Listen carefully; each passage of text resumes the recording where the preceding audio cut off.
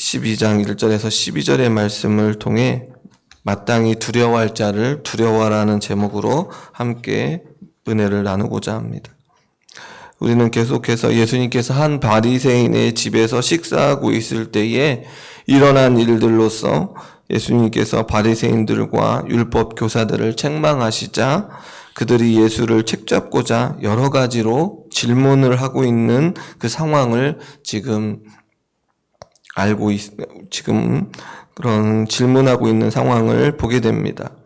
이때에 예수님의 가르침을 들으려고 몰려온 사람들도 있었을 것입니다.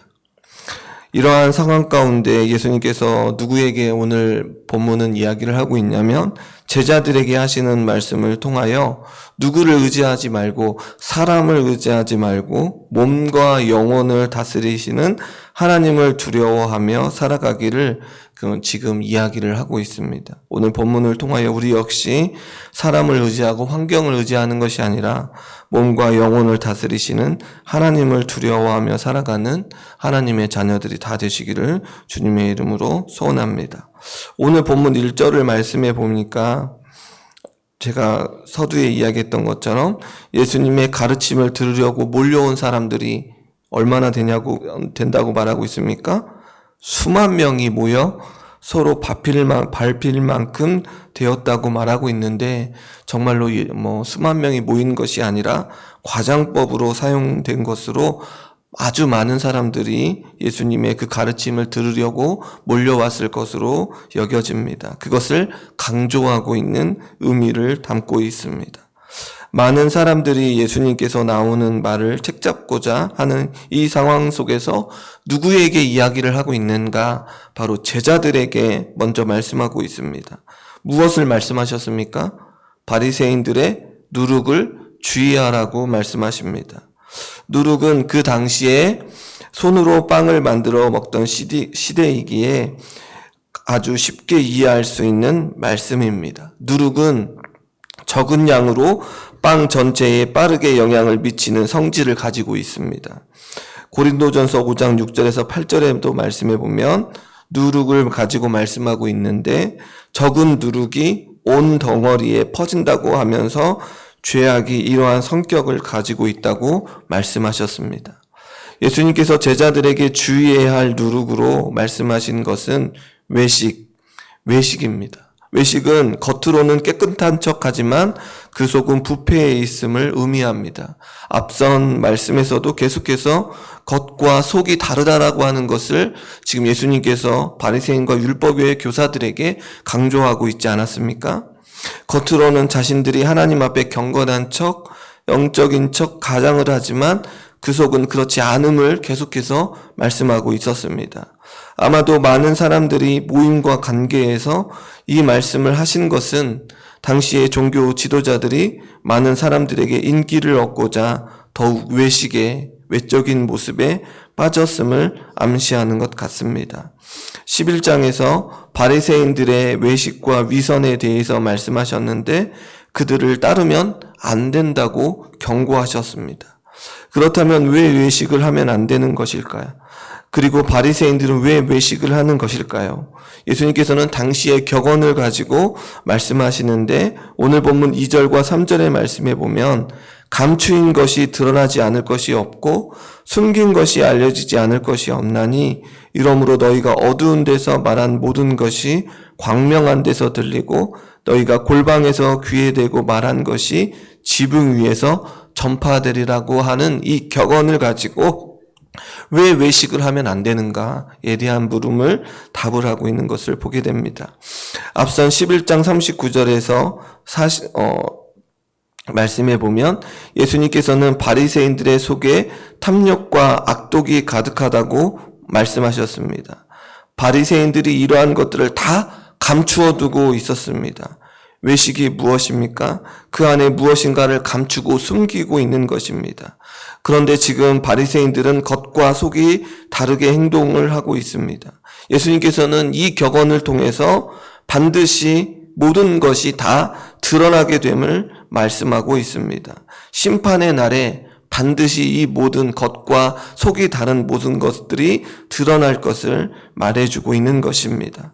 고린도전서 4장 5절의 말씀에 보면 그가 어둠에 감추인 것들을 드러내고 마음의 뜻을 나타내시리니라고 기록하고 있습니다. 어두운 데서 말한 모든 것은 광명한 데서 다 드러나게 됩니다. 골방에서 귀에 대고 말한 것이 지붕 위에서 전파됩니다. 여기에서 말하는 골방은 어떤 곳이냐면 가장 구석진 곳, 가장 숨기기 쉬운, 가장 숨겨진 곳입니다. 외부와 차단된 곳입니다. 그곳에서 귀에 대고 속삭이는 말하고 있는 내용이 다 드러난다는 것입니다. 지붕 위는 어떤 곳입니까? 공적인 사실을 알리기 좋은 장소입니다. 모든 것이 공적으로 드러남을 말해주고 있습니다. 마태복음 10장 27절의 말씀에 보면 내가 너희에게 어두운 데서 이르는 것을 광명한 데서 말하며 너희가 귓속말 듣는 것을 집 위에서 전파하라 라고 말하고 있습니다. 병행 구절인 마태복음 역시 아무리 내적이고 비밀스러운 내용이라 할지라도 다 드러난다고 말하고 있습니다. 하나님의 심판에 의해서 공적으로 드러나며 선포된다는 것입니다. 이렇듯 격언을 가지고 바리새인과 율법의 교사들에게 이 모든 것들이 드러날 때가 있음을 밝혀주고 있습니다. 그러면서 예수님께서는 제자들을 친구로 지칭하면서 제자들이 바른 생각을 가질 수 있도록 말씀하시는데 오늘 본문 4절과 5절의 말씀에 보면 내가 내 친구 너희에게 말하노니 몸을 죽이고 그 후에는 능히 더 못하는 자들을 두려워하지 말라. 마땅히 두려워할 자를 내가 너희에게 보이리니 곧 죽인 후에 또한 지옥에 던져 넣는 권세 있는 그를 두려워하라. 내가 참으로 너희에게 이르노니 그를 두려워하라 라고 기록하고 있습니다. 예수님께서는 몸은 죽이고 그 후에는 능히 더 못하는 자들을 두려워하지 말라고 하십니다. 그러나 세상은 이러한 자들을 두려워합니다. 그 이유는 죽으면 모든 것이 끝난다고 생각하기 때문입니다. 예수님께서는 이러한 자들을 두려워하지 말라고 하십니다. 그들이 할 수 있는 일이 무엇입니까? 죽음을 주는 것일 뿐 그 이상을 가져다 주지 않기 때문에 두려워하지 말라고 말씀하고 있습니다. 세상의 사람들은 죽으면 끝이라고 이야기하고 그리하여 그들을 두려워하지만 예수님께서는 그것이 전부가 아님을 밝혀주고 있습니다. 그러면서 예수님께서는 제자들이 두려워해야 할 마땅한 분은 죽인 후에 또한 지옥에 던져 넣을 수 있는 권세를 가지신 하나님임을 밝혀주고 있습니다. 하나님께서는 사람을 지옥에 던지실 수 있는 분이십니다. 죽음 이후에 모든 것은 누구의 손에 달려 있습니까? 바로 하나님의 손에 달려 있습니다. 죽음 이전도 마찬가지이지만 죽음 이후에도 하나님께서 주관하신다는 사실을 기억해야 합니다. 마태복음 10장 28절의 말씀에 보면 몸은 죽여도 영혼은 능히 죽이지 못하는 자들을 두려워하지 말고 오직 몸과 영혼을 능히 지옥에 멸하실 수 있는 일을 두려워하라고 기록하고 있습니다. 하나님께서는 몸과 영혼의 모든 것을 주장하실 수 있는 분이심을 기억해야 합니다. 여기에서 말하는 지옥은 흰놈의 골짜기에서 나온 말로 심판의 개념이 있습니다. 흰놈의 골짜기에서는 몰렉의 신에게 아이를 희생의 제물로 드렸습니다. 신약 시대에는 쓰레기장이 되어 항상 불이 타고 연기가 피어올랐습니다. 여기는 어떠한 곳이냐면 형벌의 고통의 장소를 의미합니다. 성도님 여러분, 지금 우리가 살고 있는 이 시대가 하나님을 두려워하지 않습니다. 죽음 이후에 관심이 없습니다. 그러나 하나님의 자녀라면 하나님을 두려워해야 합니다. 하나님께서는 모든 죄악에 관하여 그냥 내버려 두지 않으십니다. 의로우신 하나님께서는 반드시 그 죄악에 관한 심판을 행하십니다. 그러기에 우리는 하나님에 대하여 경건한 두려움을 가져야 한다는 것입니다. 몸과 영혼을 지옥에 던져 넣으실 수 있으시는 그 하나님을 두려워하며 나아가야 한다는 것입니다. 예수님께서는 하나님의 자녀로 살아가는 자들에게 두려워하지 말라고 하시면서 그 이유는 하나님께서 다 돌보시기 때문이라고 말씀하고 있습니다. 예수님께서는 참새 5마리가 2 아사리온에 팔리는 이야기를 하십니다. 참새가 어떤지 잘 아시지 않습니까? 아주 작은 새입니다. 그 당시에 가난한 사람들의 값싼 음식에 해당되었습니다. 마태복음 10장 29절에서는 2마리가 1 아사리온에 팔린다고 했습니다. 2 아사리온에 사면 1마리는 덤으로 준 것 같습니다. 아사리온은 데나리온의 16분의 1에 해당됩니다. 이러한 새 1마리도 하나님께서는 잊어버린 바 되지 않으신다고 말하고 있습니다. 몸과 영혼을 지옥에 던져놓으실 수 있는 두렵고 두려운 존재이지만 하나님의 자녀로 살아가는 자들에게 하나님께서는 어떻게 해주신다고 말씀하십니까? 자비와 은혜를 베풀어 주셔서 그들을 돌보시고 이끌어 주신다고 말씀하고 있습니다. 그러면서 너희는 머리털까지도 다 세신 바 된 존재라고 말씀하십니다. 백성들의 세밀한 부분까지 돌보신다는 것을 말해주고 있습니다. 참새까지 다 돌보시는 하나님께서 하나님의 백성으로 살아가기를 결단하는 자들에게 그들을 그냥 내버려 두지 않으신다는 것입니다. 이러한 모습을 통하여 하나님을 신뢰하고 의존하며 세상을 두려워하지 말 것을 지금 제자들에게 강조하고 있는 것입니다.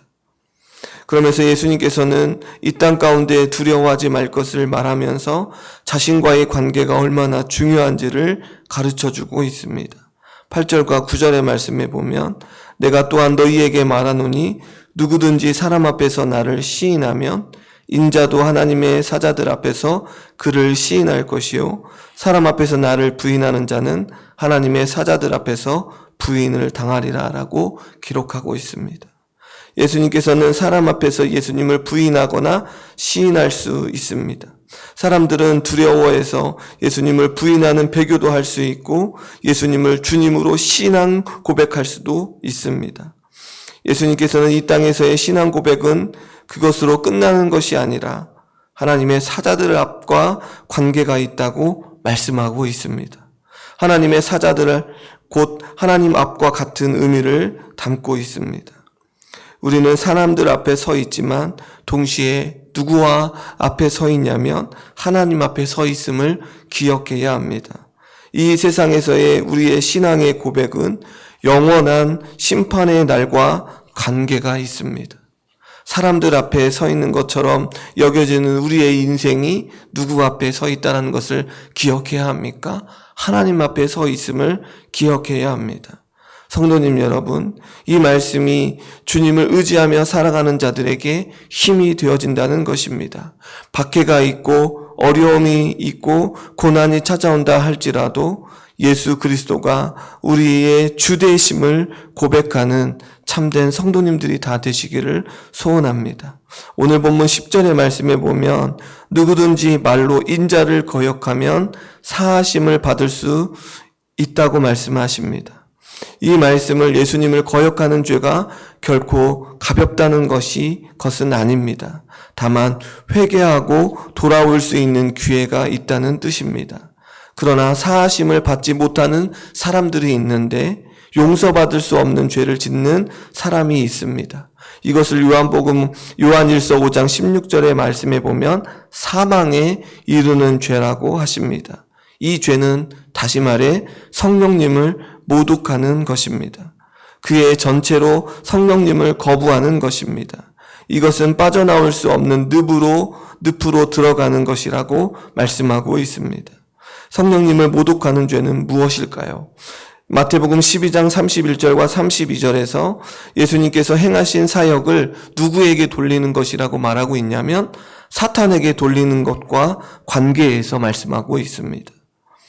이런 사람은 도저히 회개할 수가 없는 사람임을 의미합니다. 그런데 누가복음에도 그런 언급을 하지 않았습니다. 이것을 사람들로부터 박해가 있을 때 예수님을 부인하는 것, 배교하는 것으로 보기도 합니다. 하나는 구원의 복음을 계속적으로 완고하게 거부하는 것으로 보기도 합니다. 이것은 누구를 거부하는 것과 마찬가지입니까? 예수님을 거부하는 것입니다. 요한복음 3장 36절에 예수님을 믿지 않는 사람에게는 하나님의 진노가 있다고 했습니다. 요한복음 15장 26절에도 성령님께서는 예수님을 증언하십니다. 그런데 이것을 거부하는 것입니다. 분명히 성령님께서 예수님을 증언하고 계심에도 불구하고 성령님을 모독하고 성령님을 회방하면, 거부하면 이 구원의 복음을 완고하게 계속적으로 거부하는 것과 관계가 있는 것입니다. 그러므로 무엇을 얻지 못한다는 것입니까? 사하심을 받지 못한다는 것입니다. 분명 우리는 사함을 받습니다. 우리가 회개하고 돌이키며 예수 그리스도를 믿으며 고백하며 살아가는 자들에게 분명하게 하나님께서는 우리를 사하심을 주시고 하나님의 나라에 들어가는 복을 누리게 하셨음에도 불구하고 사하심을 받지 못하는 죄, 예수님을 부인하고 성령님을 회방하는 죄에는 분명하게 사하심을 받지 못한다고 기록하고 있는 것입니다. 이것이 얼마나 중요한 문제인지를 우리는 살펴봐야 한다는 것입니다. 예수님께서는 회당이나 위정자나 권세 있는 자 앞에 끌고 가거든, 다시 말해 박해를 받는 상황에 놓인다 할지라도 어떻게 해야 하는지 염려하지 말라고 하십니다. 하나님께서 함께 하심을 약속하십니다. 지금 힘들고 버거운 길에 걸어가고 계십니까? 하나님께서 함께 하십니다. 사람이 우리와 함께 하는 것처럼 보이지만 그 사람은 부족하고 연약합니다. 모든 것들을 해결해 줄 수가 없는 것을 너무나도 잘 알고 있지 않으십니까? 우리의 모든 것들을 알고 계시는 하나님께서 함께 하신다는 그 약속을 기억하시기를 바랍니다. 이 말씀은 하나님 앞에서 예수님을 공개적으로 시인하는가 부인하느냐에 하는 것과 관계가 있습니다. 그때에 성령님을 의존하고 성령님의 인도하심을 따르라고 말씀하고 있습니다. 하나님께서는 하나님의 백성들과 함께 하시면서 도우십니다. 그리고 거기에서 더 나아가 마땅히 할 말, 그리고 마땅히 할 행동들을 가르쳐주고 계신다는 것입니다. 그때에 꼭 해야 할 필요한 말을 할 수 있도록 성령님께서 도우십니다. 그런 상황에서도 하나님을 섬기고 신앙 고백할 수 있도록 도우시고 복음을 전할 수 있도록 우리를 도우시고 우리를 붙들어 주신다는 사실을 기억해야 한다는 것입니다.